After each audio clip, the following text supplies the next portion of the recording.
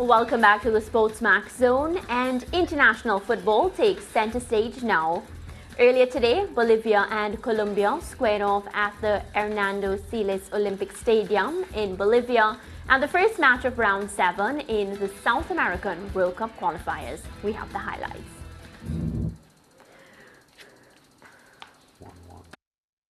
Competitive World Cup qualification campaign resumes. It's going to be left for Quintero, who's gone for goal.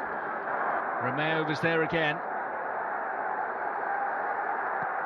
Another long-range hit and another good piece of keeping from David Ospina. On for him. Here's a chance. Well hit, well blocked. Paraguay before finishing off at home to Chile in the third of this triple header of South American World Cup qualifiers. Here goes Martinez. Oh yes!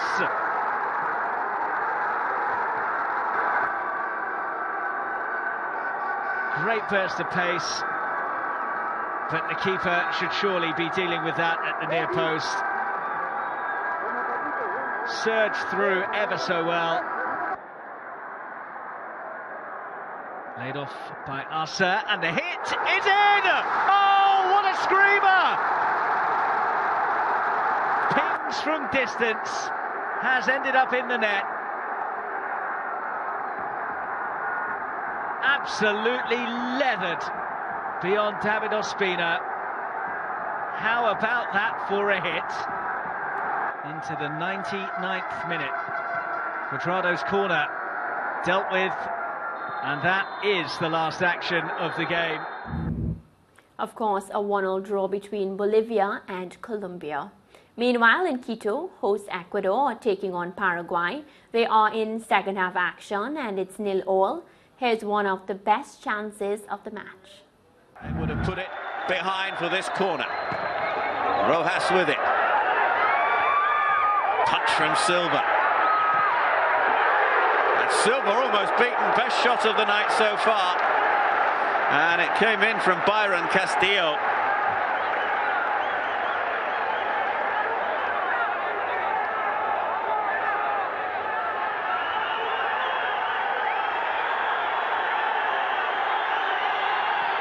Right behind it as well. Sent Silva flying.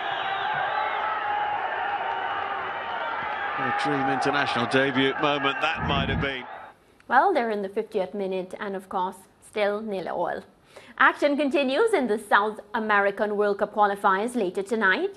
Argentina will look to continue their unbeaten run when they travel to Caracas to take on Venezuela at the Olympic Stadium.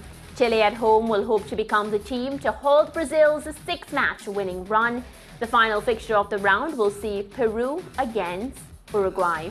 Well, former Trinidad and Tobago international Brent Sancho, he's still with us as we zone in on the South American World Cup qualifiers.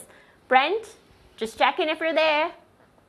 Yeah, of course, still here. We've got all the action in football. It's an exciting week of football. Of course, it starts with the South American qualifiers. And Mariah, the Colombians would be very disappointed with that point that the 2 points they would have dropped against Bolivia, who's currently in 8th position. Colombia has really struggled in the qualifiers.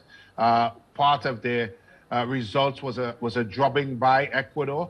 And I thought in the Copa, they seem to have turned things around. Of course, a very good performance in the Copa, only losing out to Argentina in that memorable penalty shootout.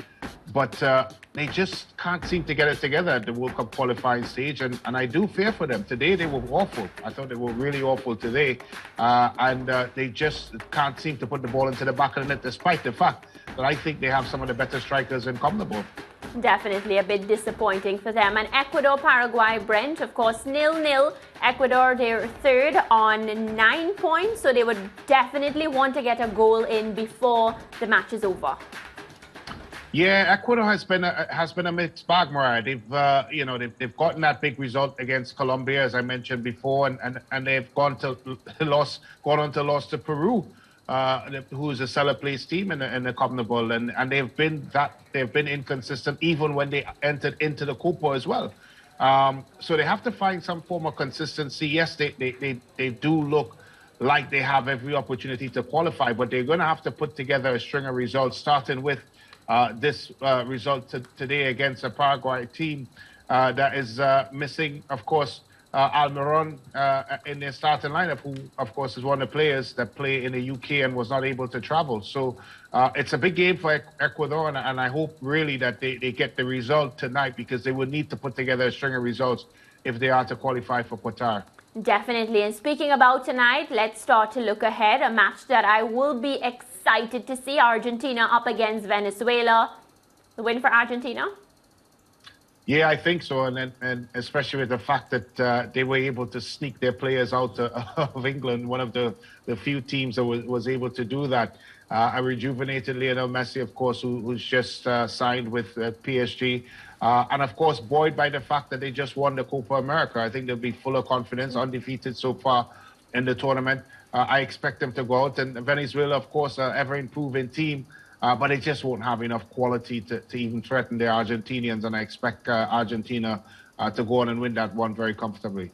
Yeah, and just to highlight the point you made earlier on, Brent, about Colombia being grossly disappointed, or should be grossly disappointed, with dropping 2 points in the Bolivia match. There are teams just below them in the point standings that can displace them as the competition for the automatic top 4 spots become, competitive. Uruguay are up against Peru later on. Uruguay at the moment are on 8 points, and with a win tonight, they will displace Colombia in the number 4 spot. Yeah, which, again, as I said, it really makes that result against Bolivia a strange one. I mean, it was a super strike by the Bolivian, of course, to tie the game up. But for the entire game, they just looked goal shy, void of ideas. And it's something that we saw as well in the Copa America. Of course, Diaz has been outstanding for the Colombians, and there's a lot of attack. Of course, Zapata is not there currently, but there's a lot of attacking options within the Colombian framework. And you have to wonder what is going wrong within the Colombian team. Of course, Falcao came off the bench. And as I said, a lot of good attacking options. They're doing everything well, build the play, everything seems great. But when they get in front of goal, they seem to be goal shy, which is strange for a Colombian team, as I said, that has so much different attacking options. Yeah, and I realize that based on the goal difference, even a draw for Uruguay against Peru tonight will displace Colombia in 4th spot. Having said that, Uruguay are up against bottom of the table Peru, and you have to fancy Uruguay to get full points from that. Yeah, I do fancy Uruguay to get the full points. Of course, a team that's normally very consistent. I thought they had a poor Copa America, however, not to their standards, Uruguay. Peru would have had a decent Copa America. But that being said, in terms of the qualifiers, Peru is a team that I think just doesn't have enough in the attempt to challenge Uruguay. It'll be interesting to see how Uruguay approaches this one. Of course, knowing the fact that the Colombians would have drawn against Bolivia. As I said, the 3-game window does present a challenge to a lot of teams. It's a discussion that's been burning in the football sphere, because coaches are now going to have to navigate, when do you start your quote-unquote stronger team and when do you not start your stronger team. There's some games they may look at and think these are games that they can win, and they have to start as strong teams, and games that they think, we may have to play for a tie here. And it's something that, not normal in football, those types of discussion, but it's a reality. Yeah, Brazil stuttered in the Copa America, Brent, but they have been flawless in the CONMEBOL World Cup qualifiers so far. 6 matches, 6 victories, 16 goals for, 2 against. They've been scoring at a rate of 2.6 goals per match. You don't foresee Chile giving them any problems tonight later, do you? No, I don't really. I mean, yes, we could always discuss the fact that Brazil is without their UK-based players, and of course that would put a dent in terms of the type of team they put out. But this is Brazil, and they have a lot of depth. The likes of course, Militao and Marquinhos, Casemiro, Barbosa, and of course that man Neymar is going to be part of the squad. And we know that the type of way that Tite wants to play, and how well they've done so far in the qualifiers. So I don't see that changing. And to add to the fact that I'm disappointed with Chile, in the sense that they have not been able to make that change. I think they're very much an aging team. When you look at their back line led by Medel, who's 30 plus, and the rest of his comrades back there, they've not been able to change out some of the old guard and bring in some of the fresh blood. They've gone with this team for quite some time, and I think Chile has reached a phase where they have to look at starting of changing out some of the older guys and bringing in some of the younger talent. Yeah, we were talking about that in successive Copa America tournaments, weren't we, Brent? But from a team development standpoint or a strategic standpoint from the national coaches there would always be the hesitancy to start a rebuilding program in the middle of World Cup qualifying. So they've probably been going with a tried and proven, but they've just won one of their 6 matches so far, Chile. And you are right, this Chilean team that we've been looking at is the same Chilean, the nucleus of it, for the past 10 years or so. Yeah, I actually thought they would have taken a bit of a gamble at the Copa America and maybe try to bloody some of the young talent. But they went ahead still with the same type of team that they're now playing qualifiers with. And their biggest problem, of course, is the fact that they're not able, from a defensive standpoint, to cope with teams that are young and of course have a lot of athleticism and speed. We saw that throughout the Copa, and it's because they have aging defenders at the back.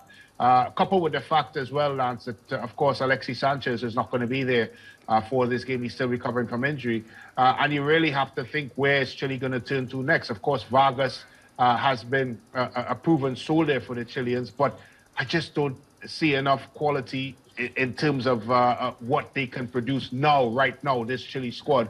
Because as you rightfully said, since I've started covering Copa with SportsMax, I think it's the same Chilean team. And same story, Brent, but thank you so much for joining us. And of course, we'll connect again after we see what Jamaica does tonight. Yeah, certainly. Good night. And of course, good luck to the Reggae Boys later on tonight. I'll certainly be rooting for them. Thanks, Brent Sancho there, our Trinidad and Tobago international, and of course our former sports minister. Well, currently, Ecuador, Paraguay, they're still 0-0.